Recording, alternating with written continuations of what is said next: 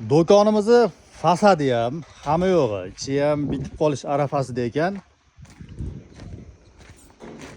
Buni qara, dizayn boshqa masala. Dizayn hamma qilishi mumkin. Hozir kompyuterga bersa, mutaxassisga bersa dizayn qilib beradi, lekin ishni sifatli, juda ham tekis qilish bu juda ham katta mahorat talab qiladi. Do'konimiz xudo xolasa ertaga fasadi to'liq bitgan holatda ham ko'rsataman. Bu alohida qassobxona bo'lgani uchun bu yer alohida go'sht saqlanadigan morozilkasi bo'lar ekan, muzlatgich xonasi bo'lar ekan, muzxonasimi.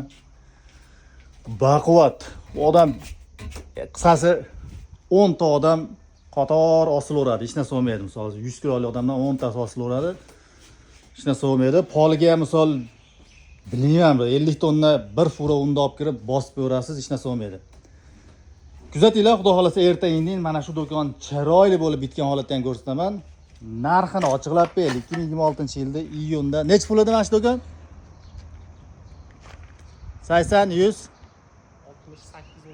68 million. Balki 65 bo'lar, balki 70 bo'lar. Siz telefon qilib so'ragan paytingizda. Endi bu qassobxona turbalar ko'p ketgan.